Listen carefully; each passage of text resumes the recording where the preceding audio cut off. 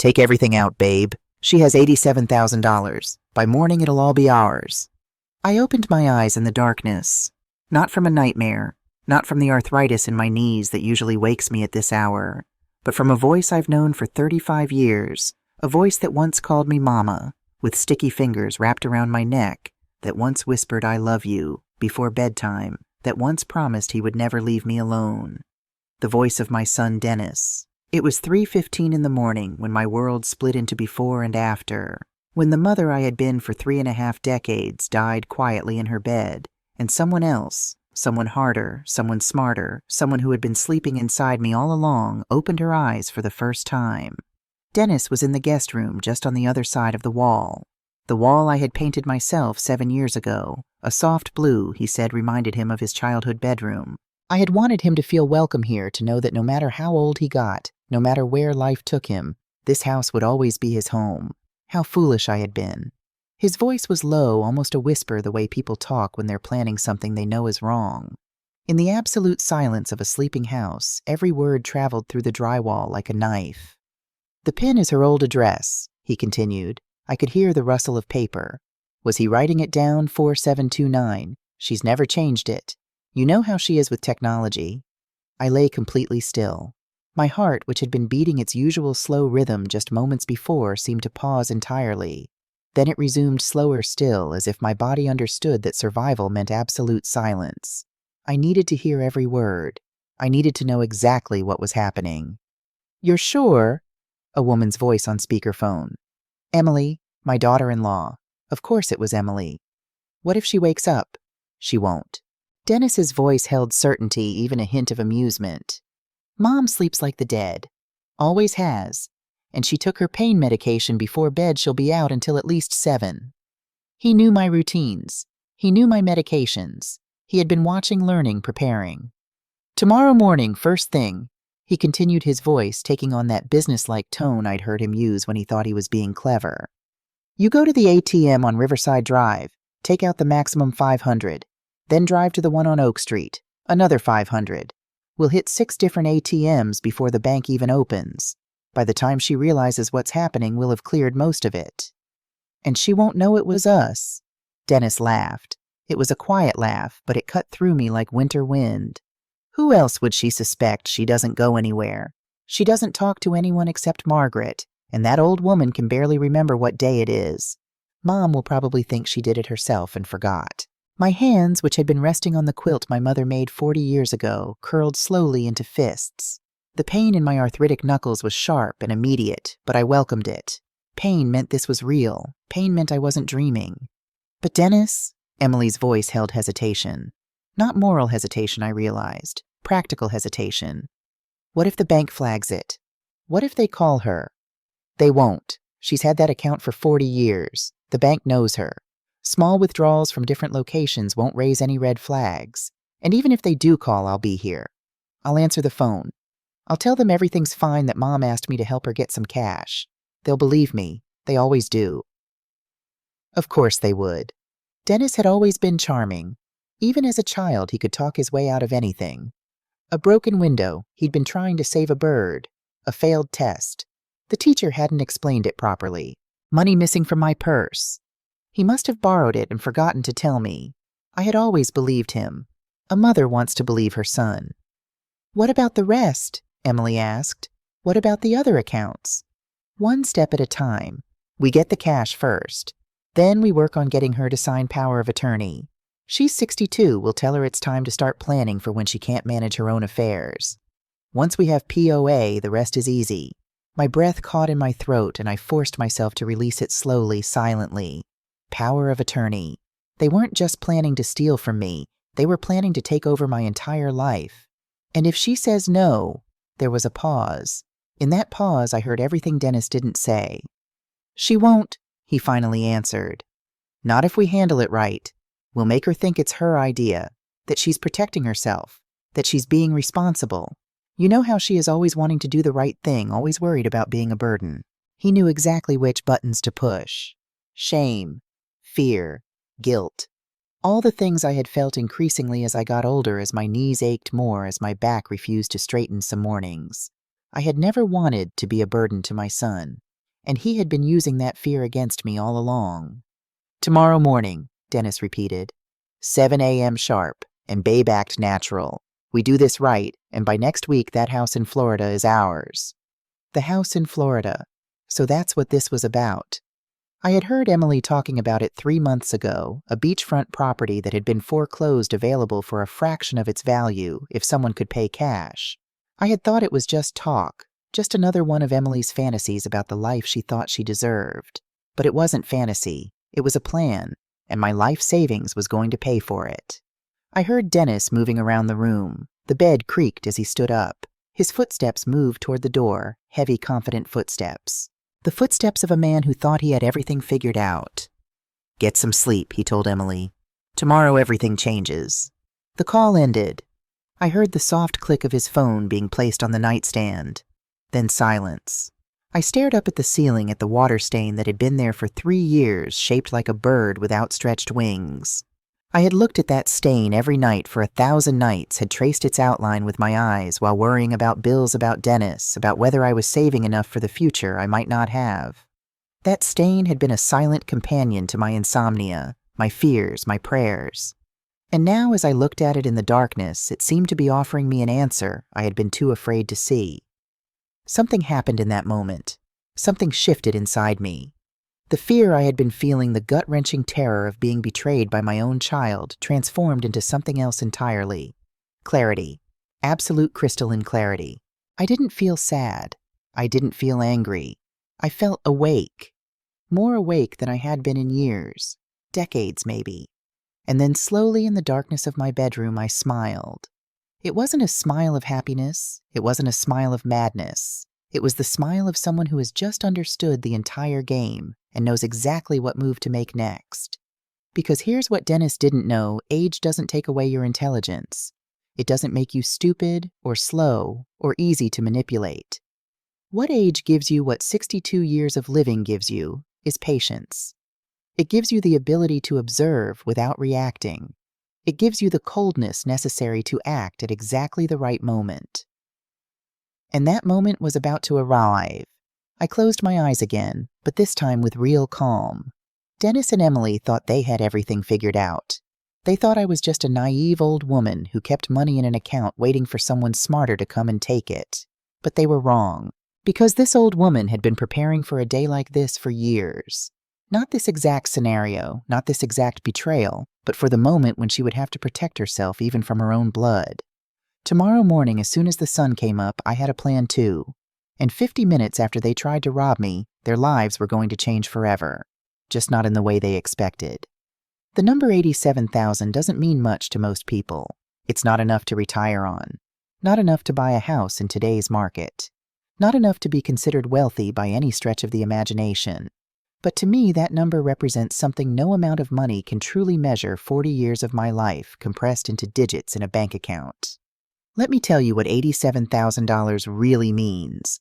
It means 14,500 days of waking up at 4:45 in the morning.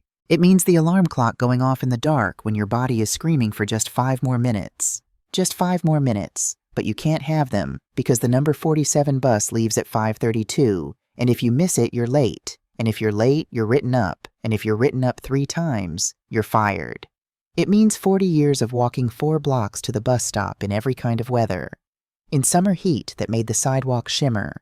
In winter cold that turned your breath to clouds and made your arthritic hands ache even through gloves. In spring rain that soaked through cheap umbrellas. In fall wind that cut through every layer you wore. $87,000 means 40 years at Riverside Textile Factory, sitting at station number 23, sewing uniforms for hospitals, for schools, for prisons. My fingers moving so fast they blurred because you were paid by the piece, and the more pieces you finished, the more you made, and every extra dollar meant something. Meant the electric bill paid on time. Meant Dennis could have new shoes when his old ones wore through. Meant maybe, just maybe, there would be something left to save. Look at my hands now. The right index finger curves permanently inward, shaped by 40 years of holding a needle. The left thumb has a callus so thick I can barely feel touch anymore. These aren't the hands I was born with. These are the hands that $87,000 created. But it's more than just work. It's every decision I made, every sacrifice I thought no one would ever see. It's the day Dennis wanted to go to space camp in 6th grade, and it cost $850, and I worked double shifts for 2 months, coming home so exhausted I would fall asleep in my clothes just so he could have that week, that experience, that memory. It's the time he needed $3,200 for his senior trip to Washington, D.C. And I told him, of course, honey, of course you can go, while I privately cut my grocery budget in half and lost 8 pounds that month because I couldn't afford to eat properly.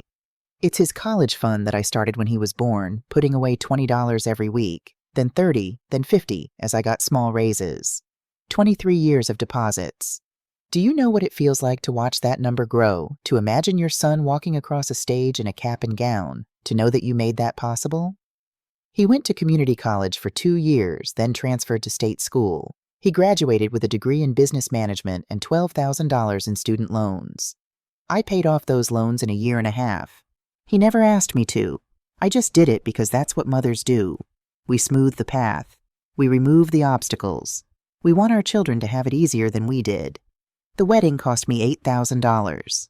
Dennis and Emily wanted something nice, not fancy, but nice. A real venue, not a backyard. A real photographer, not someone's cousin with a camera. A real cake, real flowers, real everything. "Mom, we can have a small wedding," Dennis had said. "We don't need anything big." But I saw Emily's face when she looked at wedding magazines. I saw the longing there, the hunger for something beautiful. And I thought, she's going to be my daughter. I want her to feel welcomed into this family. I want her to have the wedding she dreams about. So I said yes. Yes to the venue. Yes to the photographer. Yes to the dress that cost $1,800 and made Emily cry when she put it on. Yes to all of it, and I paid cash because I didn't believe in debt, and I had the money saved. And what's the point of saving if not for the people you love? I didn't know then that Emily came from money that had evaporated, that her father had owned 3 luxury car dealerships until he didn't, until bad investments and worse decisions left them bankrupt. That Emily had grown up in a mansion until she was 16, and then had spent the rest of her adolescence in a 2-bedroom apartment listening to her parents fight about bills. I didn't know that she wasn't just marrying Dennis. She was marrying away from poverty, marrying toward security, marrying the idea of having enough money again. If I had known, would I have done anything differently? I don't know. Maybe not. You can't choose who your children fall in love with.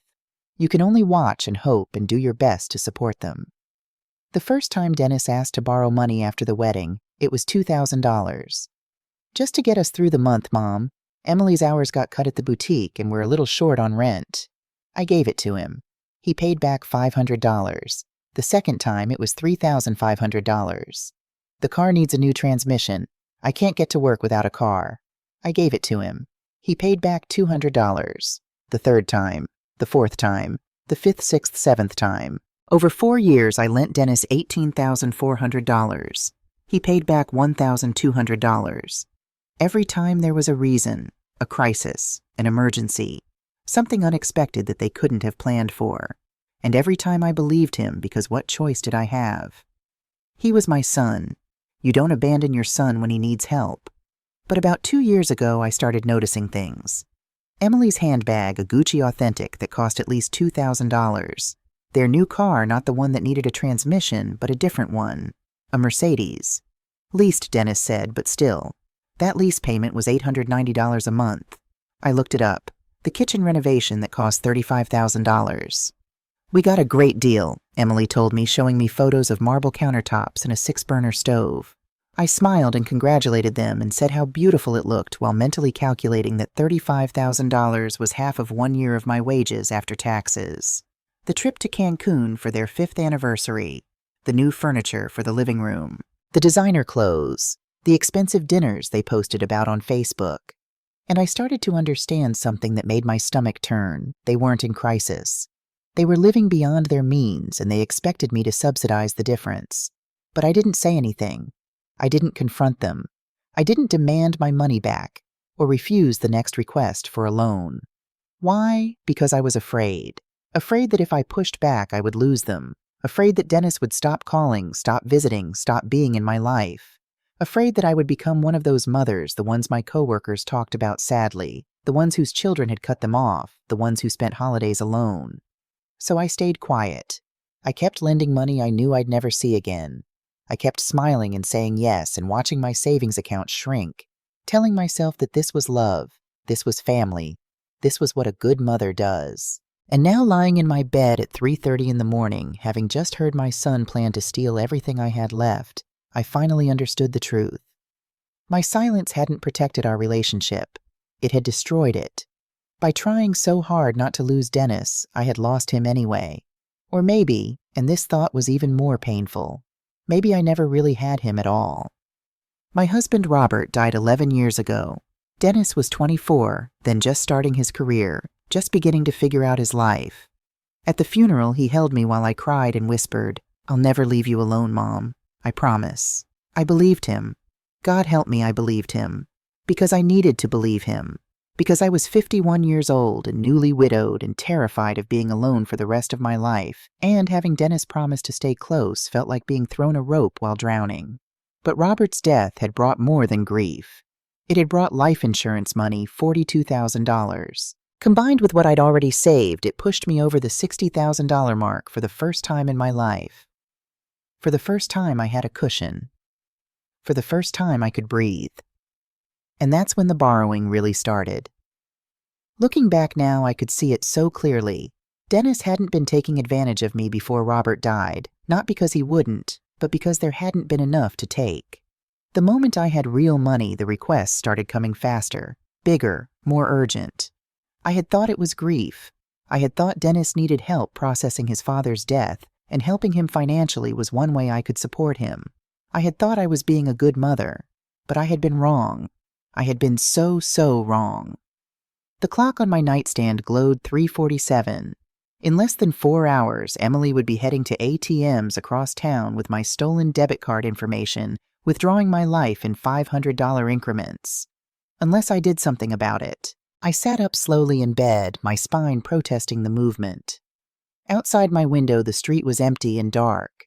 Not even the early morning joggers were out yet. The world was still asleep. But I was wide awake, and for the first time in 2 years, maybe longer, I knew exactly what I needed to do. Looking back, I can see now that the trap had been set long before that 3:15 a.m. phone call. The signs had been there. I just hadn't wanted to see them. Dennis showed up at my door at 2:30 in the afternoon with a bag from Rosie's Bakery and 2 cups of coffee from that expensive place downtown, the one where a latte costs more than I used to spend on lunch for a week. "Hey, Mom." His smile was wide and genuine looking. If I hadn't lived 62 years, hadn't raised this man from infancy, I might have believed it.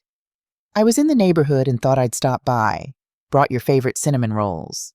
It was unusual. Not unprecedented, but unusual. Dennis had a job, a wife, a life. His spontaneous visits had become rare over the past year. Usually, if he came by, it was because Emily was working late or he needed something. "That's sweet of you, honey." I took the coffee and bakery bag, noting that the cinnamon rolls were indeed my favorite. He remembered. That made my chest ache a little. "Come in, sit down." We sat at the kitchen table, the same table where I'd helped him with homework for 12 years, where we'd had breakfast together thousands of times, where I'd sat alone after Robert died and wondered how I would survive. Dennis was looking around the kitchen, not casually studying it. His eyes went to the small desk by the window where I paid bills, where my purse sat with my wallet visible inside. "So, Mom," he took a sip of his coffee, not quite meeting my eyes. "How are you doing financially? Everything okay with the bank and all that?" There it was, the real reason for the visit. "I'm fine, Dennis." I kept my voice light. "You know me. I'm careful with my money." "Yeah, I know." He laughed, but it sounded forced. "Maybe too careful. You know, Emily and I were talking, and we think maybe you could be doing more with what you have. Investments, high-yield savings accounts, that kind of thing. You could be earning a lot more interest." Emily and I were talking. Of course, this wasn't Dennis's idea. Or maybe it was, and Emily had encouraged it. Either way, they had discussed my finances. They had made plans. "Oh, honey, I'm too old for all that complicated stuff." I waved my hand dismissively, playing the part they expected. "I like my simple savings account. I understand it. That's enough for me." "But Mom, seriously." Dennis leaned forward, his elbows on the table. "You could have way more money. We could help you manage it. We could even open a joint account, you know. That way, if something happens to you, if you have an emergency, we'd be able to help right away." a joint account, so they could access my money whenever they wanted. If something happens to me, I repeated softly. Dennis, I'm 62, not 92. I'm healthy. I've got my paperwork in order, my will is updated. You don't need to worry. I saw his jaw clench just for a second, just a twitch of muscle that told me he was frustrated. But he recovered quickly, the smile sliding back into place. It's not about worrying, Mom. It's about making sure you're protected, making sure your money is working for you. We went back and forth for another 20 minutes, him pushing me, deflecting. By the time he left, we'd both maintained our pleasant facades, but something had changed. A line had been drawn, even if neither of us acknowledged it. I watched his car pull away from the curb, and I sat alone at the kitchen table with my cold coffee and uneaten cinnamon roll. This time it was Emily who came, alone. That was truly bizarre. In 7 years of marriage, Emily had never once come to visit me without Dennis. She wasn't rude about it. She always had an excuse. She was working, she was tired, she had plans.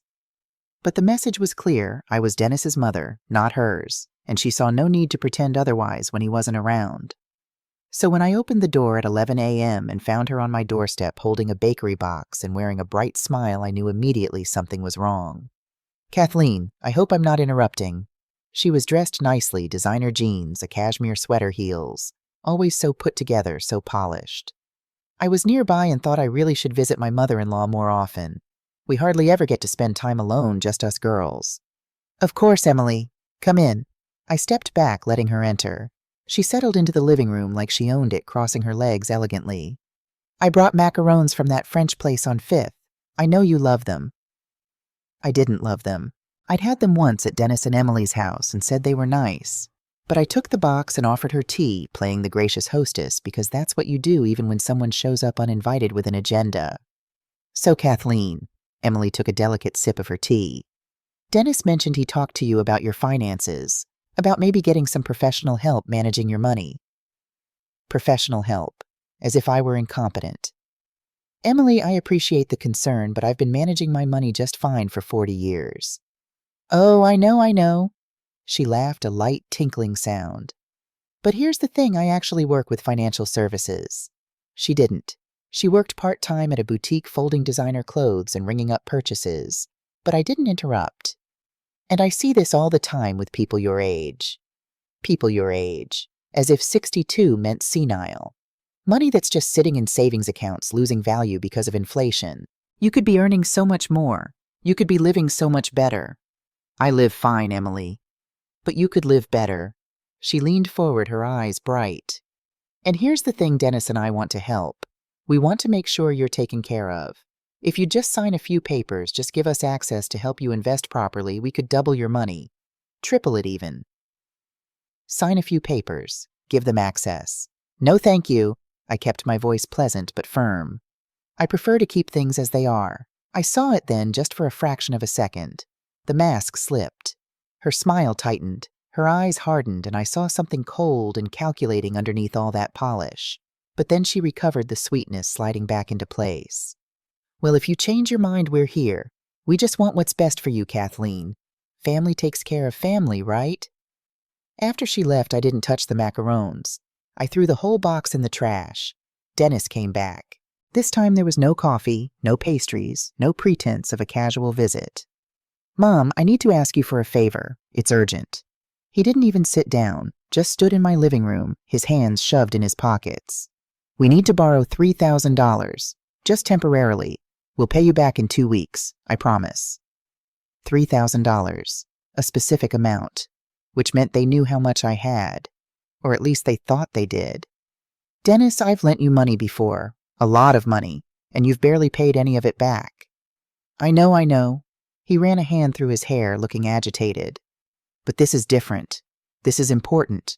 We have a business opportunity, but we need capital to get started. This could change everything for us, Mom. This could make us financially stable. What business opportunity? I can't really explain it right now, it's complicated. But I swear this is legitimate. This is going to work. No details, just vague promises and urgency. I'd heard this song before. No, Dennis. I'm sorry, but no. His face changed. The desperation melted away, replaced by something harder, colder. I can't believe you." His voice was quiet, but there was anger underneath it. "You're sitting on all this money doing nothing with it, and you won't help your own son." "Dennis, no, seriously, you're being selfish. You know that, your old mom. What do you even need all that money for? You're not going to live forever. You might as well help family while you can." The words hit me like slaps. Selfish. Old. Not going to live forever. "I worked 40 years for that money," I said quietly. "It's not selfish to want to keep what I earned." "Oh, please." He laughed a bitter sound. "You worked in a factory. You weren't saving lives. You weren't doing anything special. You just showed up and did your job like everyone else. That doesn't make you some kind of martyr." I had nothing to say to that. What could I say? That yes, I had just shown up and done my job for 14,000 days, and that was actually everything, that my unremarkable life was still my life and it mattered. "I think you should leave," I finally said. He left. The door slammed so hard that the picture frames on the wall rattled. I sat down in Robert's old chair and cried. Not for long, just 5 minutes. Just long enough to mourn the son I'd thought I had, the son who apparently never existed. Then I dried my tears, went to my desk, and started making a list of everyone I needed to call.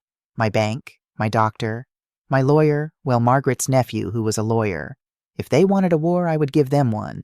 But it would be fought on my terms, not theirs. At 11 p.m., I heard a car pull up outside. I wasn't asleep, hadn't been able to sleep properly since Tuesday. I got up and looked out my bedroom window. It was Emily, alone in their Mercedes, parked on the street. I watched as she got out and walked to my mailbox. I watched as she opened it and sorted through the mail. I watched as she pulled out the envelope from Riverside National Bank, my monthly statement, and took several photos of it with her phone. She put everything back carefully, trying to make it look undisturbed. Then she got back in her car and drove away. I waited 5 minutes. Then I went outside in my bathrobe and slippers, the cool night air making me shiver. I collected all the mail, brought it inside, and opened the bank statement. There it was, my balance. $87, 213.47. Now they knew. Now they knew exactly how much I had. I stood in my kitchen at midnight holding that statement, and I felt something I hadn't felt in years, rage. Pure, burning, clarifying rage.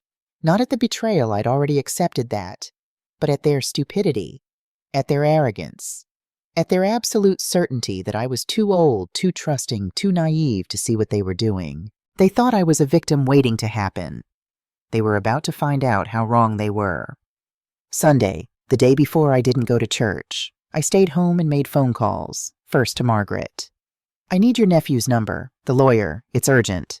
Then to Dr. Blackwell's office, leaving a message requesting an appointment first thing Monday morning. Then I sat down with my computer, the one Dennis had taught me to use ironically, and started researching. Elder financial abuse, power of attorney laws, how to protect your assets, bank account security. At 3 p.m. my phone rang. Unknown number. I answered. "Hello? Mrs. Thompson, this is calling from Wallace & Brennan Law Firm. Your son Dennis has retained our services regarding a family matter." My heart sank. They'd actually done it. "What kind of matter?" "Mr. Thompson has expressed concerns about your ability to manage your financial affairs. He's requesting a professional evaluation of your mental competency." Mental competency. They were going to try to have me declared incompetent to take control of everything legally. "I'm not interested in any evaluation," I said firmly. "I'm perfectly capable of managing my own affairs." "Mrs. Thompson, I understand this is difficult, but your son has the right to petition the court." I hung up. My hands were shaking. I immediately called Margaret's nephew, James Rivera. He answered on the 3rd ring. I told him everything. The loan attempts, Emily going through my mail, the suspicious lawyer call. "Mrs. Thompson," he said when I finished, his voice serious, "what you're describing is attempted financial elder abuse. And that phone call Wallace & Brennan doesn't exist. I just looked it up. There's no law firm by that name in this state." They had faked it. Dennis had either faked the call himself or hired someone to do it, trying to scare me into compliance. "What do I do?" I asked. "Document everything. Get a medical evaluation proving you're competent. That's easy, you sound sharp as a tack. And prepare for them to escalate. People who do this don't usually stop when their first attempt fails." That night I couldn't sleep at all. I lay in bed staring at that water stain on my ceiling, and I waited. I knew they were planning something. I could feel it the way you feel a storm coming, that electricity in the air, that pressure change that makes your bones ache. At midnight, I heard Dennis come home. I heard him moving around in the guest room. I heard him make a phone call, but I couldn't make out the words. Then, at 3:15 a.m., I heard everything. And now at 3:52 a.m., I was sitting up in my bed, my mind racing through every step of what I needed to do. In 5 hours, the bank would open. In 5 hours, I would walk through those doors and change everything. In 5 hours, the real war would begin. But first, I had to get through the night. I had to lie here in the darkness, listening to my son sleep peacefully on the other side of the wall, knowing what he had planned, and I had to wait. Patience. That's what age gives you. Patience and the wisdom to know exactly when to strike. I closed my eyes and started counting down the hours until sunrise. The alarm went off at 6 a.m., but I had been awake for hours. I had watched the darkness gradually lighten through my bedroom curtains, had listened to the birds start their morning songs, had counted each minute as it crawled by. At 6:15, I heard Dennis's alarm go off in the guest room. I heard him shuffle to the bathroom, heard the shower run, heard him moving around, getting dressed. He was preparing for a normal Monday, probably planning to stay home with me while Emily executed their plan. I waited until I heard him go into the kitchen before I got up. I moved quietly, efficiently, like I had done 14,000 mornings before. But this morning was different. This morning I was going to war. I put on my best outfit, the navy blue pantsuit I'd bought for Dennis's college graduation and had barely worn since. It still fit, though it was a bit loose now. I'd lost weight over the past year without really noticing. Stress does that, I suppose. Burns you up from the inside. I did my makeup carefully. Not too much. I didn't want to look like I was trying too hard. Just enough to look competent, alert, in control. Lipstick in a professional shade of rose. A touch of blush to counter my natural paleness. My hair brushed and pinned back neatly. When I looked in the mirror, I saw a woman who looked exactly like what she was capable, lucid, and absolutely not someone who needed her adult son to manage her affairs. Perfect. I put my important documents in my purse, my driver's license, my social security card, my bank statements, the list of phone numbers I'd compiled last night, everything I would need. At 6:45, I walked into the kitchen. Dennis was sitting at the table drinking coffee and scrolling through his phone. He looked up when I entered, his eyes widening slightly at my appearance. "Mom, you're up early and dressed up. Where are you going?" "I have some errands to run," I said pleasantly, pouring myself a cup of coffee from the pot he'd made. "Bank stuff mostly. Boring adult things." I saw him tense, just slightly, but I caught it. "Bank stuff. What kind of bank stuff?" "Oh, you know." I waved my hand vaguely.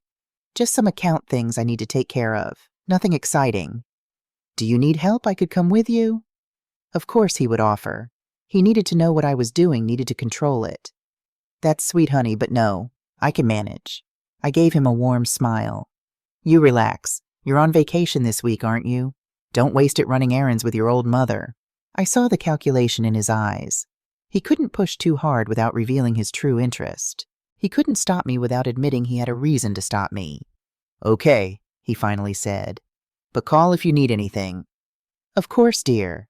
I left the house at 7 a.m. exactly. I didn't look back to see if Dennis was watching from the window, but I knew he was. I could feel his eyes on me as I walked down the driveway and turned left toward the bus stop. Let him watch. Let him wonder. Let him worry. The number 47 bus arrived at 7:18, right on schedule. I'd taken this bus thousands of times over 4 decades. The driver was new. They always were, the faces changing every few years, but the route was the same.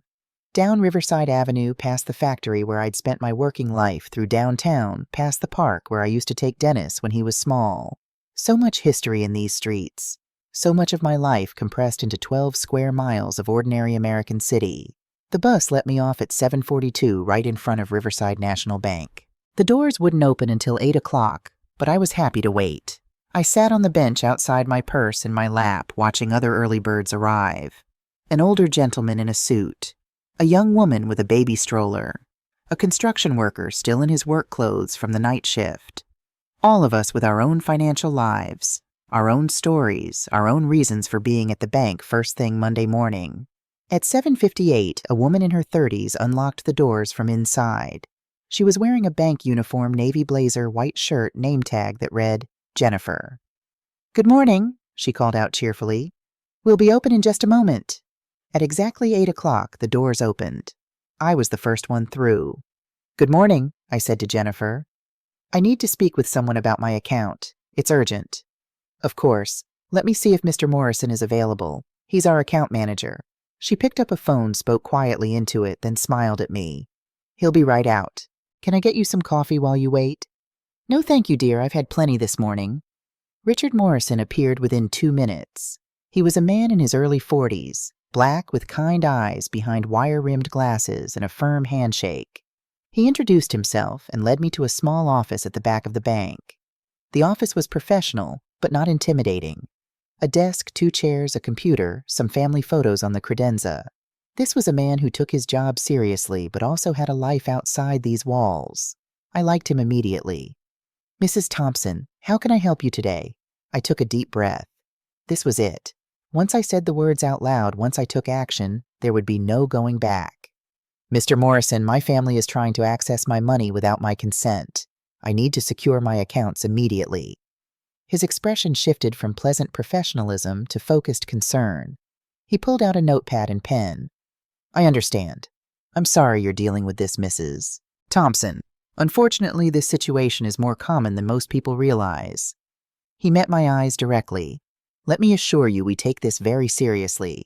Your accounts are yours, and we're going to make sure they stay that way. For the first time since 3:15 that morning, I felt a small release of tension in my chest. Someone was taking me seriously. Someone was on my side. Tell me what you need, he said. Over the next hour, we built my fortress. Your current PIN is 4729, correct? Morrison asked, looking at his screen. Yes, it's my old address. My son knows it. Let's change it right now. Pick a 4-digit number that has meaning to you, but that no one else would know. I thought for a moment. My mother's birthday, March 10th, 1908. She died when I was 23, long before Dennis was born. He had never known her, never heard the stories, never learned the date. 3108, I said. Morrison typed it in. Done. As of this moment, your old PIN no longer works. One door closed, one weapon removed from their arsenal. Mr. Morrison, I'd like to open a second savings account, one that nobody knows about. Smart, he said, nodding. We can do that. This new account will be completely separate from your existing one. It won't show up on any statements for your current account. It will have its own account number, its own documentation. I don't want a debit card for it. No checks. Nothing that could be stolen or copied. We can do a passbook account. Old-fashioned but secure. The only way to access it is to physically come into the bank with the passbook and identification. Perfect. And can the passbook be mailed to a different address? He raised his eyebrows slightly. You've thought this through. I've had a long night to think. I gave him Margaret's address. Margaret Sullivan had been my friend for 32 years. We'd worked side by side at the factory, had raised our children in parallel, had held each other through widowhood. She was the only person I trusted completely. Now, Morrison said, how much would you like to transfer to this new account? I did the math in my head. I wanted to leave enough in the old account to make it look legitimate, to make them think I still had accessible money. But I wanted to protect the bulk of it. $82,000. Morrison's fingers paused over his keyboard. That's most of your savings. That's the point. He clicked, typed some more. Done. Your new account now holds $82,000. Your original account has $5,213.47. Just like that. 40 years of savings split in two. The real treasure hidden away, safe. The bait left out to spring the trap. I want to know about every transaction, I said. Every withdrawal, every transfer, everything. We can set up text alerts for any transaction over a certain amount. What threshold would you like $100? That will be a lot of texts. I don't care. I want to know. Done. He clicked a few more times. You'll receive a text message within seconds of any transaction over $100, and I'm also setting it up so that any withdrawal over $500 requires you to physically come into the bank with photo ID. What about phone authorization if someone calls claiming to be me? We'll put a verbal password on your account. You'll need to provide it for any phone transaction. Choose something unusual, something no one could guess. I thought. My mother's maiden name was Kowalski. Kowalski it is. More typing. As of now, anyone calling about your account will need to provide that password or we won't discuss anything with them. My daughter-in-law went through my mail, I said. She photographed my bank statement. That's how they know exactly how much I have. Morrison's jaw tightened. Let's stop that. We can switch you to paperless statements only. They'll be sent to an email address. Do you have one? I do, but my son helped me set it up. He might know the password. Then let's create a new one, right now. He helped me set up a new email address on my phone. ktompson1962, secure@gmail.com. A strong password that I wrote down in my purse in coded form that only I would understand. Your statements will now only come to this email, Morrison said.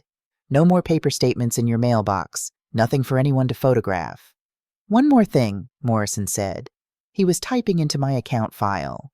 I'm putting a priority alert on your account. If anyone, and I mean anyone, calls asking about your accounts trying to make transactions or requesting information, my staff is instructed to deny everything and call you immediately. No exceptions. What if they claim to be me? We'll verify the Kowalski password. If they can't provide it, the conversation ends. I watched him type, watched him click save, watched my entire financial life become a fortress. Mrs. Thompson, Morrison said, sitting back in his chair, you've just made your money harder to steal than Fort Knox. They'd need your physical ID, your PIN, your password, and your presence to get a single dollar. And if they try anything suspicious, you'll know within seconds. Thank you, I said, and my voice cracked slightly. You have no idea what this means to me. Actually, I do. His expression was kind. My grandmother went through something similar with my uncle. Family financial abuse is real, it's painful, and it's more common than anyone wants to admit. You did the right thing by coming in here. I left the bank at 9:30 a.m. The morning was bright and warm, one of those perfect late spring days where everything seems possible. I stopped at a small cafe 3 blocks away and ordered a coffee and a blueberry scone. I sat by the window watching people walk by, and for the first time in months, maybe years, I felt something close to peace. But I wasn't done. Not by a long shot. I took out my phone and made the next call. Dr. Sarah Blackwell had been my family physician for 16 years. She was a woman in her mid-50s with gray-streaked brown hair, usually pulled back in a practical ponytail, and the kind of competent kindness that made you feel safe even when you were sick. Her receptionist, Yolanda, answered on the second ring. Riverside Family Medicine, how can I help you? This is Kathleen Thompson. I need to see Dr. Blackwell today. It's urgent. Is this a medical emergency, Mrs. Thompson? It's a different kind of emergency. I need documentation that I'm mentally competent. My family is trying to claim I'm not. There was a pause. Then Yolanda's voice came back warmer and more focused. Hold on, Mrs. Thompson. Let me talk to Dr. Blackwell. 2 minutes later, Yolanda returned. Can you be here at 1:30 this afternoon? I'll be there. I spent the hours between the bank and the doctor's appointment at Margaret's house. She lived 20 minutes away by bus in a neighborhood much like mine, working-class homes kept neat by people who took pride in what they had. Margaret was waiting for me on her porch, 2 glasses of iced tea already poured. Tell me everything, she said. So I did. I told her about the 3:15 a.m. phone call about Dennis and Emily's plans about the bank that morning. I told her things I hadn't told Morrison because they were too personal, too painful. I told her about feeling invisible in my own son's life, about lending money I never got back, about the slow realization that I had been valued not for who I was, but for what I could provide. Margaret listened without interrupting. She had always been like that, a good listener, a steady presence. When I finished, she reached over and squeezed my hand. Oh, honey, she said quietly. I'm so sorry. I don't want pity, Margaret. I want to win. She smiled at that, a fierce smile. Then you'll win, and I'm here to help however I can. The bank is sending my new passbook here. Is that still okay? Of course it is. And Kathleen, if you need anything, money, a place to stay, someone to go to court with you, you just ask. Thank you. I looked at my watch, 1:15. I need to go. Doctor's appointment. Go get your proof, Margaret said. Show them exactly how competent you are. Dr. Blackwell's office was familiar territory. The same waiting room I'd sat in for routine checkups, flu shots, the appointments after Robert died when I couldn't sleep, and my chest felt tight all the time, and I was sure I was dying too. Dr. Blackwell called me back herself, not waiting for the nurse. She closed the door to the exam room and gestured for me to sit. "Yolanda told me what's happening," she said. "I'm sorry, Kathleen. This must be incredibly difficult." "It is," I said simply. "But I need documentation. They're threatening to have me declared incompetent. I need proof that I'm not." "Then let's get you that proof." For the next 90 minutes, Dr. Blackwell put me through every cognitive test she had. Memory tests, short-term and long-term. She gave me a list of words to remember, then asked me to recall them 10 minutes later. Bed, apple, chair, sky, water. I got all 5. Temporal orientation. What day is it Monday? What month May? What year 2024? What's your birthday? October 12th, 1962. Spatial orientation. Where are we right now? Your office at Riverside Family Medicine. What city Cedar Falls? What state Illinois? Abstract reasoning. If you had $15 and you bought 3 items that each cost $3, how much money would you have left? $6 problem solving. You're at the grocery store and you need to buy milk, bread, and eggs. The milk costs $4. 50 the bread costs $3.25, and the eggs cost $5. You have a $20 bill. How much change will you get back? $7.25. Language skills. She asked me to name objects she pointed to. Clock, stethoscope, pen. She asked me to repeat complex sentences. No ifs, ands, or buts. I repeated it perfectly. Executive function. She gave me scenarios and asked what I would do. You smell smoke in your house. I would get out immediately and call 911. You receive a phone call from someone claiming to be from the IRS demanding immediate payment. I would hang up and call the IRS directly using the official number. Dr. Blackwell made notes the entire time, her pen moving steadily across the forms. Finally, she sat back and looked at me over her glasses. "Kathleen, your cognitive function is excellent. Better than excellent, actually. Your mini mental state examination score is 29 out of 30, and you only missed 1 point because you couldn't remember the name of the current vice president, which honestly half of my patients your age can't remember either. So I'm okay. You're more than okay. Your memory is sharp. Your reasoning is sound. Your judgment is excellent. You show no signs of cognitive impairment, dementia, confusion, or diminished capacity." She pulled out her prescription pad not to write a prescription, but to write a note. "I'm going to draft a formal letter for you. It will state in medical terms that you are in full possession of your mental faculties and are completely capable of managing your own affairs." I felt something loosen in my chest, something I hadn't even realized was clenched tight. "Thank you," I whispered. "Kathleen." Dr. Blackwell leaned forward, her expression serious. "What your family is doing this is elder abuse. Financial elder abuse. It's more common than people think, and it's devastating. You did exactly the right thing by protecting yourself. I keep wondering if I'm being paranoid, if I'm overreacting.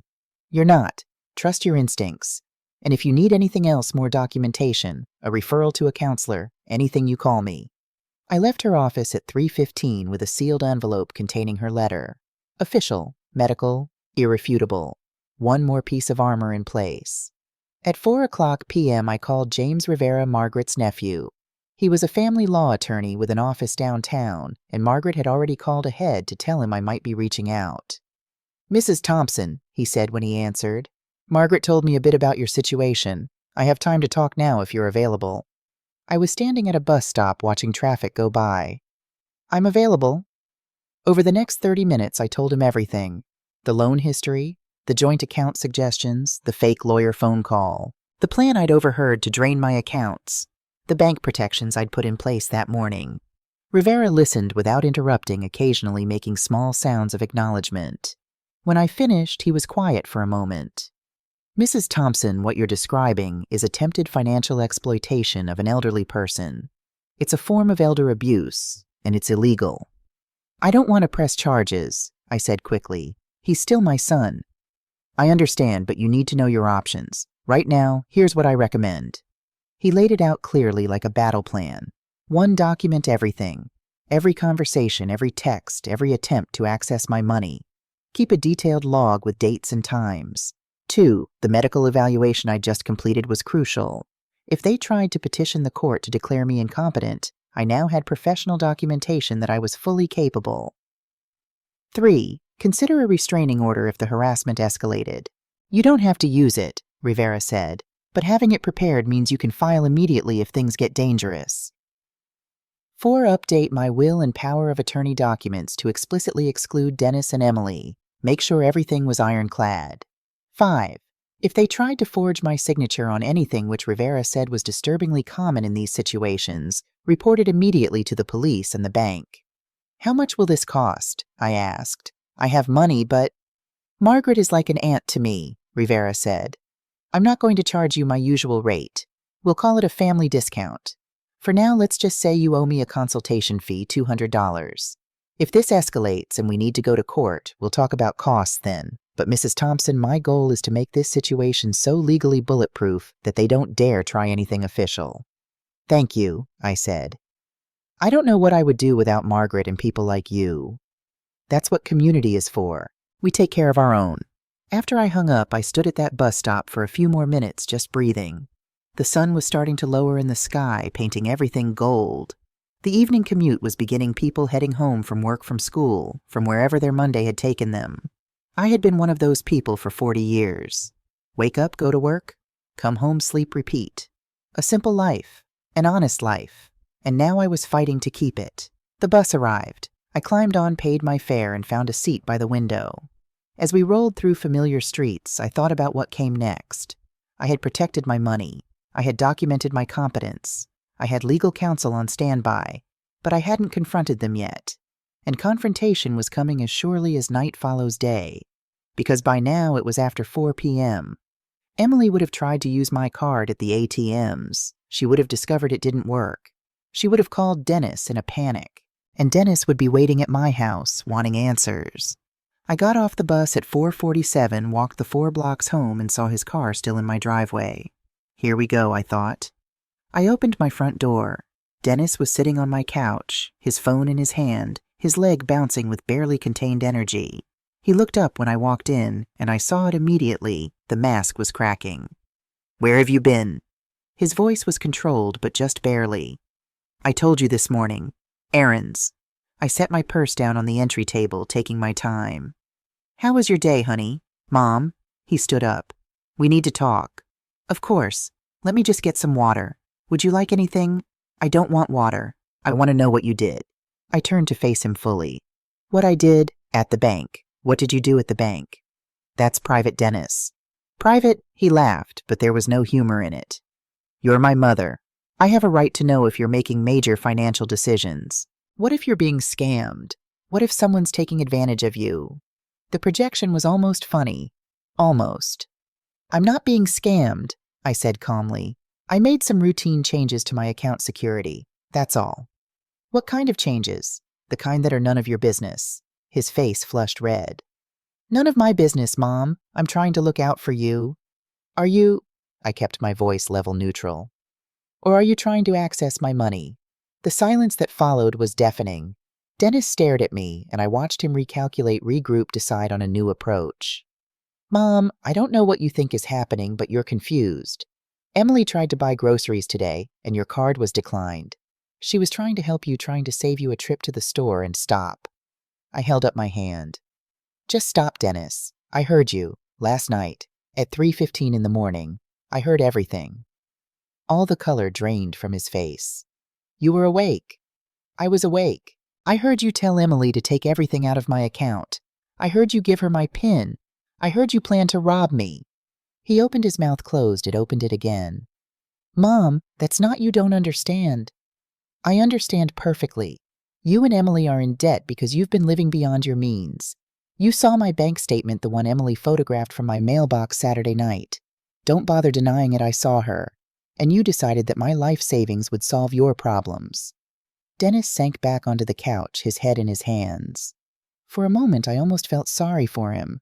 He looked like a child who'd been caught doing something wrong and didn't know how to explain it away. But then he looked up, and what I saw in his eyes wasn't remorse. It was calculation. "Okay," he said slowly. "Okay, you're right. We're in financial trouble. Bad trouble, Mom. We owe $68,000. The bank is starting foreclosure proceedings on our house. They're going to repossess Emily's car next week. We're desperate." He was trying a new tactic, honesty, or at least partial honesty, combined with appeal to my maternal instincts. "I'm sorry you're in that situation," I said, "but it's not my problem to solve." "Not your problem." He stood up again, his voice rising. "I'm your son. Family helps family. You're right. Family does help family, and I've helped you repeatedly over the years. $18,400 to be exact. You've paid back $1,200, and now instead of asking for help, you tried to steal from me." "I wasn't stealing.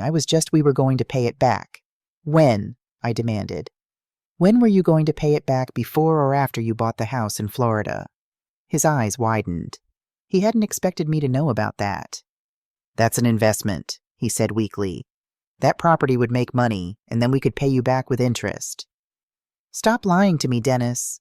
I was so tired, so bone-deep tired. Just for once, stop lying. We stared at each other across my living room. This room where I'd read him bedtime stories, where we'd put up Christmas trees, where he'd brought Emily to introduce her to me for the first time, and I'd welcomed her with an open heart because I thought she would become part of our family. How naive I had been. "What happens now?" Dennis asked finally. "Now you leave. You pack your things and you go home to your wife." "Mom, I need you to leave Dennis. I need time to think, and you need to figure out your life without assuming you can use mine as a safety net." He looked at me for a long moment. Then, without another word, he turned and walked to the guest room. I heard him throwing things into his bag. 10 minutes later, he emerged, duffel bag in hand. He stopped at the door. "You're making a mistake." "Maybe," I said, "but it's my mistake to make." After he left, I locked the door behind him and stood in my living room listening to the silence. My phone buzzed. A text from an unknown number. "This isn't over. You need to help us or we'll have no choice but to take legal action." Emily, legal action. They weren't going to let this go. I was about to reply when my phone rang. "Unknown number," I answered. "Hello, Mrs. Thompson. This is Sharon Mitchell, Emily's mother." "Oh, of course. Reinforcements." "Hello, Sharon. I think we need to talk about what's happening with my daughter and your son. I think that's between Dennis, Emily, and me." "No, actually, it involves me, too. Emily is my daughter, and I can't stand by and watch you destroy her future." I almost laughed. "I'm not destroying anything. They destroyed it themselves by accumulating massive debt. They're young people make mistakes. The least you could do is help them, especially when you're sitting on all that money doing nothing with it. That money is mine. I earned it. And what, you're just going to die with it? You're going to leave it to some charity instead of helping your own flesh and blood. What I do with my money is my decision." "You're a selfish, bitter old woman," Sharon spat. "And Emily deserves better. Dennis deserves better." Then maybe Emily should have thought about that before she convinced my son to try to rob me. I hung up. My hands were shaking. Not from fear, from rage. The audacity of these people. The absolute audacity to think they had a right to money I had bled for. Over the next 2 days, it got worse. Emily called at 7 a.m. "Kathleen, please, please, we're going to lose everything." I didn't answer. She called again at 9 a.m., at 11 a.m., at 2 p.m., at 5 p.m. She showed up at my house. I didn't let her in, speaking to her through the locked screen door. "Emily, you need to leave. Just hear me out 5 minutes. No? Kathleen, the bank gave us until Friday. If we can't make the payment, they're starting foreclosure. We need $35,000. That's barely a third of what you have had," I corrected. "What I had. You don't know what I have now." Her face went pale. "What do you mean?" "I mean I've secured my accounts. Neither of you will ever be able to access them. You moved your money." "I protected my money. There's a difference." I watched her face cycle through emotions. Shock, disbelief, anger, and finally something that looked like genuine panic. "You're going to let us lose our house. You're going to lose your house because you borrowed money you couldn't pay back. That's not my fault, and it's not my responsibility." "Fine." Her voice went cold. "Fine. Then we'll sue. We'll petition the court to declare you incompetent and give us guardianship." "You can try," I said calmly. "I have medical documentation from Dr. Blackwell stating that I'm in perfect mental health. I have a lawyer, and I have documentation of everything you and Dennis have done, so go ahead. Try." She left without another word. Dennis called. His voice was different, harder, colder. "Mom, this is your last chance. We need help, and we need it now. No, Dennis? Do you understand what you're doing? Do you understand that we're about to lose everything? I understand that you're facing consequences for your choices. My choices, he was yelling now. What about your choices? What about choosing to hoard money like some kind of dragon while your own family suffers? Choosing to save is not hoarding, and you're not suffering. You're experiencing the natural results of living beyond your means. You know what, Mom, I'm done. I'm done trying to be nice about this. We're going to file for guardianship. We're going to have you declared incompetent. And when a judge gives us control of your finances, we're taking every penny. Good luck with that. I hung up. But my hands were shaking again, and this time there was fear mixed with the anger. They were serious. They were actually going to try to take legal control of my life. That night I couldn't sleep. I lay in bed staring at that water stain on my ceiling, and I thought about worst-case scenarios. What if they found a doctor who would say I was incompetent? What if they somehow convinced a judge? What if they succeeded? At 1:30 a.m., I heard a car pull up outside. I got up and looked out my window. It was Dennis's car, but he didn't get out. He just sat there parked on the street looking at my house. What was he doing? After 10 minutes, the car pulled away. I stood at my window for a long time after that, wondering what he had been planning. Had he been thinking about breaking in? Had he just been watching? Had he been trying to work up the courage to knock on my door? I would never know. At 3 a.m., still unable to sleep, I heard my phone buzz with a text. It was from Dennis. You're going to regret this. Just that. A simple threat. I stared at it for a long time. Then I screenshot it and added it to the folder of documentation I was keeping. Every text, every call log, every piece of evidence. Because I knew with absolute certainty that this wasn't over. Not by a long shot. Friday morning arrived like a storm that had been building for days. I woke at 5:30, not from my alarm, but from the sound of pounding on my front door. I grabbed my bathrobe and made my way to the entryway, my heart hammering. Through the peephole, I could see Dennis and Emily standing on my porch. Dennis's face was red, his fist raised to pound again.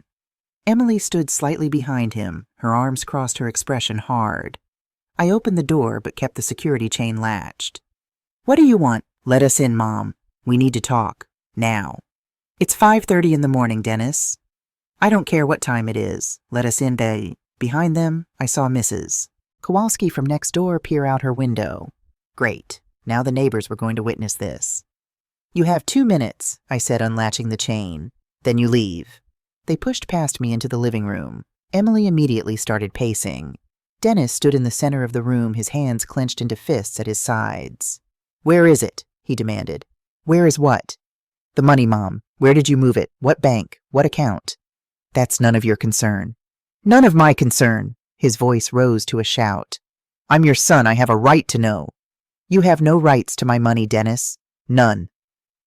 Emily stepped forward, and I was startled to see tears streaming down her face. But they weren't tears of sadness. They were tears of rage. Do you know what you've done? Her voice was shaking.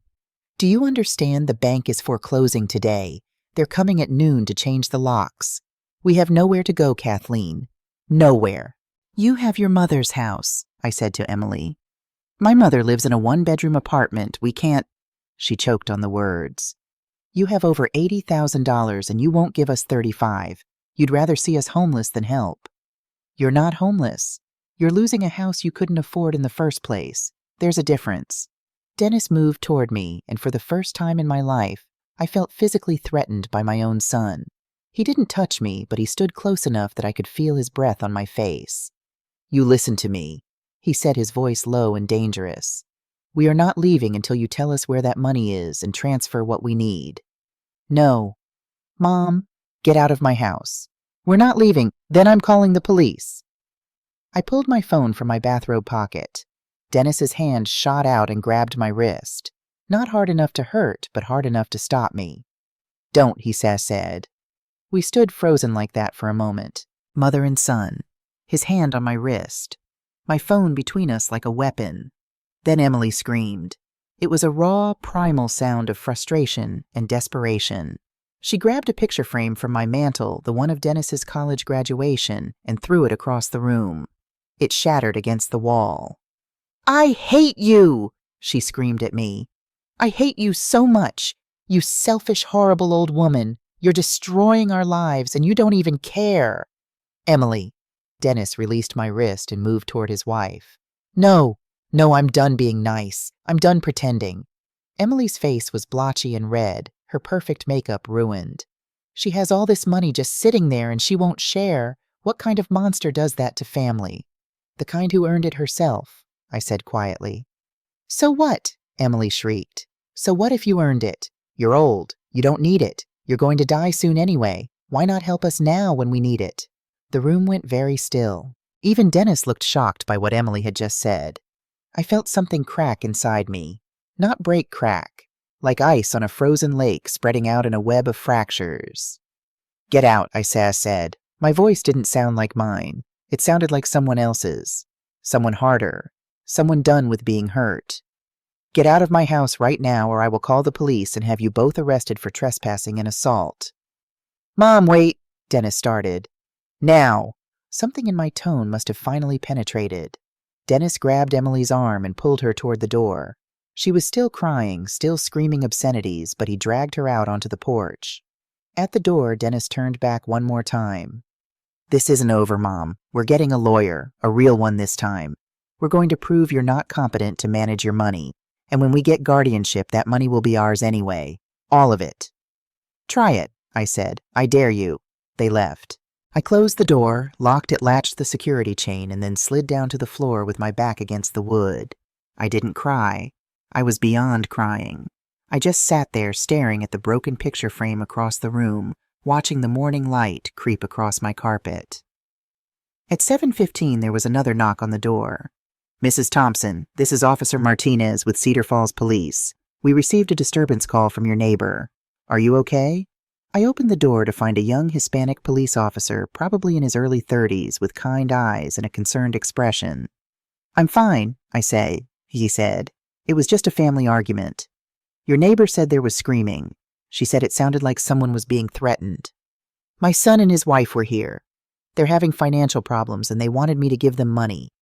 When I refused, my daughter-in-law broke something. But they're gone now. Officer Martinez looked past me into the living room, saw the broken glass. Did anyone put their hands on you? I hesitated. Dennis had grabbed my wrist, but did that count? It hadn't hurt. He hadn't meant to hurt me. Had he? My son grabbed my wrist to stop me from calling you, I admitted. But he let go immediately. That's assault, Mrs. Thompson. I'm not pressing charges. He's my son. Officer Martinez pulled out a small notepad. I still need to document this. What are their names? I gave him the information. He wrote it all down, asked me several more questions, took photos of the broken frame. Mrs. Thompson, I'm going to give you some information about protective orders. If they come back, if they threaten you again, you need to call us immediately. Don't wait. Don't try to handle it yourself. He handed me a pamphlet and his card. After he left, I swept up the broken glass and threw the frame away. The photo, Dennis in his cap and gown, his arm around me, both of us smiling, I put in a box in my closet. I couldn't look at it anymore. On Monday morning, exactly 10 days after I first heard Dennis plan to rob me, there was a knock on my door. I looked through the peephole and saw a woman in her 40s, professionally dressed, holding a briefcase. Mrs. Thompson, my name is Linda Hayes. I'm with Adult Protective Services. May I come in? My stomach dropped. They'd actually done it. They'd actually reported me to the state. I opened the door. Of course. Linda Hayes had a kind face, but her eyes were sharp, the eyes of someone trained to spot lies and abuse. We sat in my living room and she pulled out a folder. Mrs. Thompson, your son Dennis Thompson filed a petition 3 days ago alleging that you may require supervision due to concerns about your mental capacity and financial decision-making. Adult Protective Services is required to investigate all such claims. I need to ask you some questions. I understand. For the next 45 minutes, she asked me everything. My daily routine, my medical history, my financial situation, my relationship with Dennis and Emily, the recent conflicts. I answered honestly. I told her about the plan to steal my money, about the fake lawyer call, about the loans never repaid, about the scene on Friday morning. Mrs. Thompson, do you have any documentation to support what you're telling me? I went to my desk and brought back the folder I'd been compiling. Bank statements showing the loans, Text messages from Dennis and Emily demanding money. The screenshot of Dennis's threat. Dr. Blackwell's medical evaluation. The police report from Friday. Linda Hayes read through everything carefully. When she finished, she sat back and looked at me. Mrs. Thompson, these documents paint a very clear picture, and it's not the one your son described. You're obviously in full command of your faculties. Your finances are extremely well organized, and what you've documented here appears to be a pattern of attempted financial exploitation. I felt tears prick my eyes. You believe me. Of course I believe you. The evidence is right here, and unfortunately what you're experiencing is more common than people think. Family financial abuse, especially of elderly parents by their adult children, is one of the fastest growing forms of elder abuse in this country. I'm not elderly, I said quietly. I'm 62. You're right, I apologize. But in the eyes of the law, once you hit 60, you fall under elder protection statutes. She closed her folder. Mrs. Thompson, I'm going to do two things. First, I'm closing this investigation immediately. There is absolutely no basis for your son's claims. Second, I'm going to file a report stating that his petition appears to have been made in bad faith, motivated by financial interest, rather than genuine concern. What does that mean?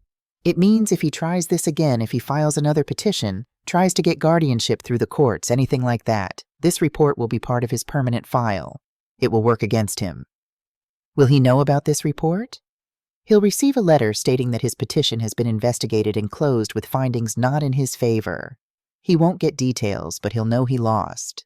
After Linda Hayes left, I sat alone in my house for a long time. I should have felt triumphant, vindicated. Instead, I just felt empty. I had won. But what had I won, really? The right to keep money I'd earned, the right to protect myself from my own son. It felt like the saddest victory in the world. The weeks that followed were strange. Quiet. Too quiet. Dennis didn't call, didn't text, didn't show up at my door. Emily's social media, which I occasionally checked though I knew it was probably unhealthy, went dark. No more photos of their beautiful house, their beautiful life. Nothing.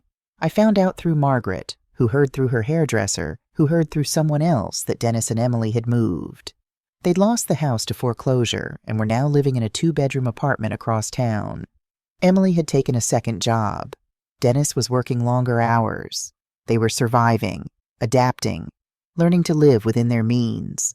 Part of me wondered if they blamed me. Part of me knew they did.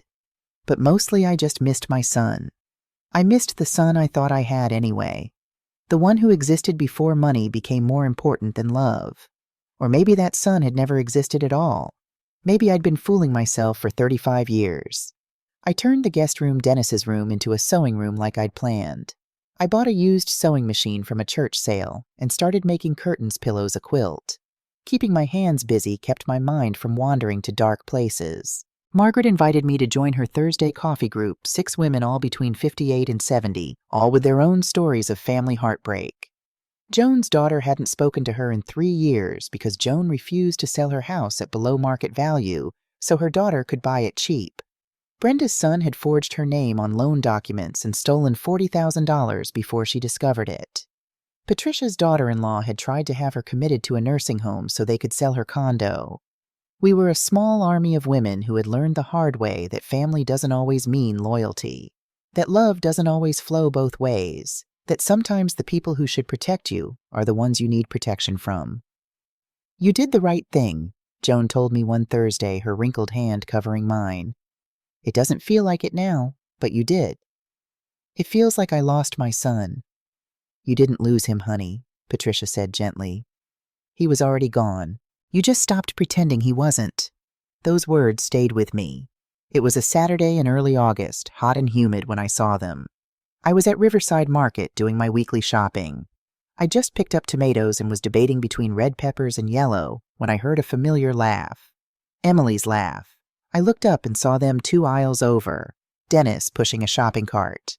Emily walking beside him, her hand in his back pocket. They were both in casual clothes, jeans and t-shirts. Nothing designer, nothing expensive. But they looked okay. Not happy exactly, but okay. Functional. Like people who were dealing with their reality instead of running from it. Emily said something and Dennis laughed. A real laugh, not the fake ones I'd heard so much of in those last few months. My chest ached. Then Dennis turned slightly and saw me. Our eyes met across the produce section.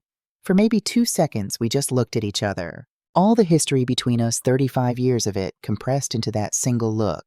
I saw recognition, surprise, something that might have been shame or regret or anger, I couldn't tell. Then he looked away, deliberately, intentionally, as if I were a stranger. He turned back to Emily, said something, and they moved their cart down the aisle away from me.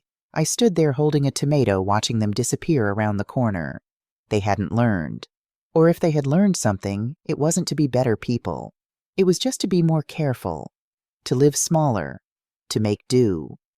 They would probably never apologize, never acknowledge what they'd tried to do to me. In their version of the story, I was the villain, the selfish mother who wouldn't help her struggling children. And you know what I realized? I was okay with that.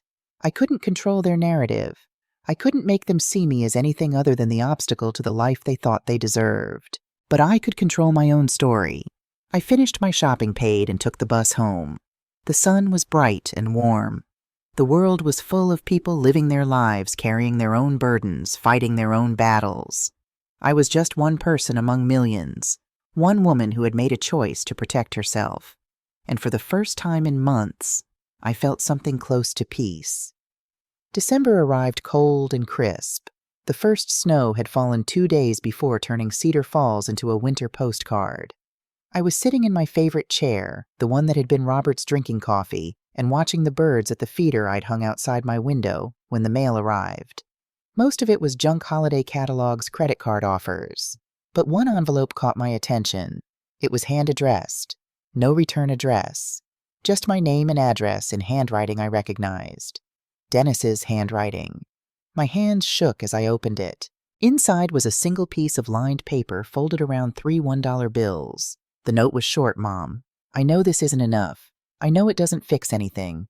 But it's what I can do right now. I'm sorry. Dennis, $3. Out of $18,400 loaned over the years. Out of everything I'd given him. $3. I sat there staring at those 3 bills for a long time. Part of me wanted to laugh. $3. What was I supposed to do with $3? Buy a coffee?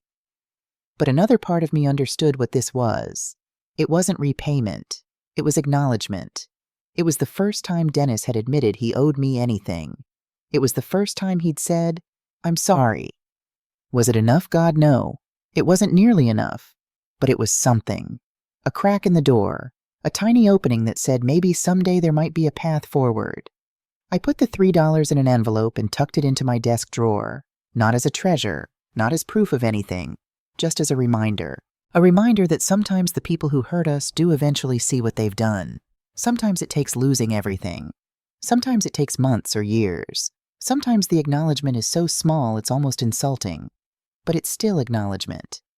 And maybe that's where healing starts, not with grand gestures or complete repayment or full reconciliation.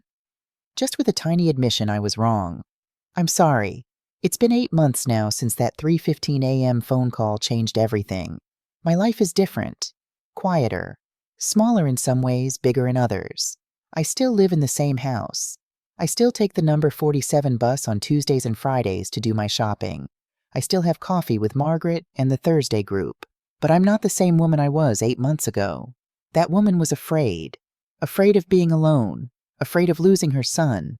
Afraid that if she stood up for herself, she would lose everything that mattered. The woman I am now knows something that woman didn't. You can't lose something you never really had. Dennis is still in my life, but at a distance. We've exchanged a few brief text messages, mostly about logistics papers that needed signing, tax documents, that sort of thing. Nothing personal, nothing deep. Emily sent me a friend request on Facebook last week. I haven't accepted it yet. I'm not sure I will. Maybe someday we'll have a real conversation. Maybe someday Dennis will sit in this living room again and we'll talk about what happened. Really talk with honesty and without defenses. Maybe someday I'll have grandchildren and Dennis will bring them here and I'll make cookies and tell stories and be the grandmother I always imagined being. Maybe, but I'm not waiting for that anymore. I'm not putting my life on hold for maybes. Instead, I'm doing something I haven't done in years. I'm living for me. I joined a quilting circle at church. I'm making a quilt with squares that represent different parts of my life. A square for Robert, a square for my mother, a square for my 40 years at the factory, a square for Margaret, a square for the women of Thursday Coffee Group. There's a square for Dennis, too, a complicated square with both dark and light threads woven together. Because he's still my son. That doesn't change just because he hurt me, but the quilt doesn't revolve around him. He's just one piece in a larger pattern. I'm volunteering at the local literacy center teaching adults to read. I'm good at it, patient, understanding. It feels good to help people who actually want help, who appreciate it, who don't take it for granted. My bank account has grown, not dramatically but steadily. The $82,000 in my secret account is now $84,700. Compound interest, slow but sure. I'm not rich. I'm not secure enough to retire early or take expensive vacations or live some glamorous life. But I'm protected. I'm safe. And I'm free. Free from fear. Free from manipulation. Free from the constant anxiety of wondering when the next crisis would come, when the next request for money would arrive. Last Sunday after church, a woman I barely knew came up to me. She was maybe 55, well-dressed, with tired eyes. "Can I talk to you for a minute?" she asked. We sat in the church courtyard and she told me her story. Her daughter and son-in-law were pressuring her to take out a reverse mortgage on her house so they could invest the money. They said they'd pay her back double, but something felt wrong. "What should I do?" she asked. I took her hands in mine. "Trust your instincts," I said. "If something feels wrong, it probably is. And your house is yours. You don't owe it to anyone, not even family. Especially not family who makes you feel guilty for wanting to keep what's yours." She started crying. "I just don't want to lose my daughter." "I know," I said softly. "I know exactly how you feel. But here's what I've learned. If your daughter would cut you off for protecting yourself, then you didn't really have her to begin with. Real love doesn't come with conditions. Real love doesn't require you to destroy yourself to prove it." She hugged me tightly. "Thank you. I needed to hear that."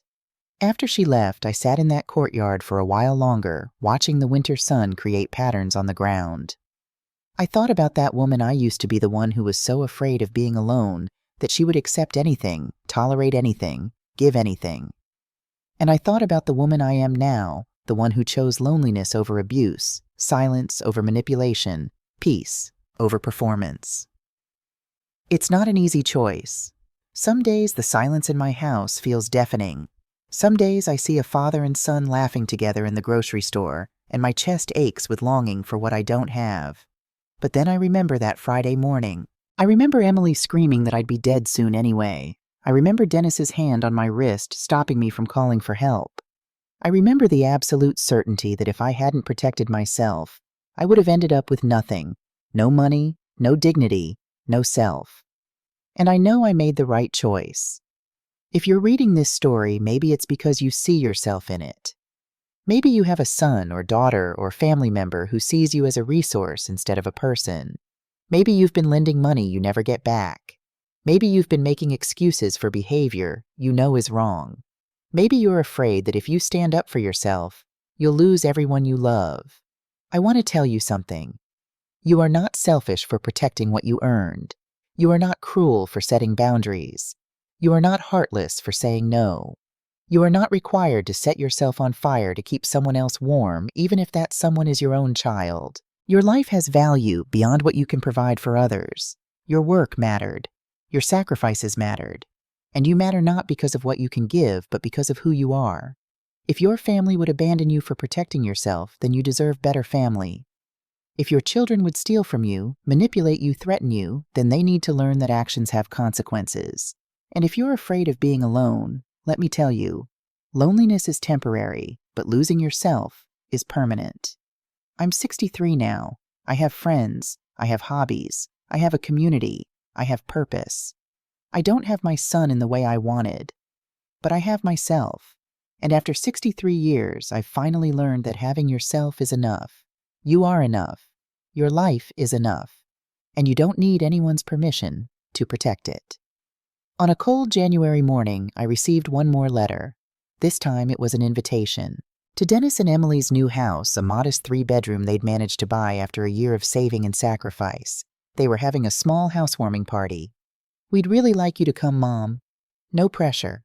but we'd like to see you. I looked at that invitation for a long time. Part of me wanted to throw it away, to maintain my boundaries, to protect the peace I'd worked so hard to build. But another part of me remembered those $3 bills, that tiny, "I'm sorry." Healing doesn't happen all at once. It happens in moments, in choices, in tiny steps forward that might lead somewhere or might not. I called Dennis. "Hello?" His voice was cautious. "I got your invitation," I said.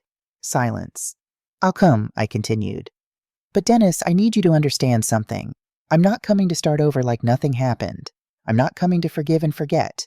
I'm coming to see if we can start building something new, something honest, something where I'm treated like a person, not a bank account."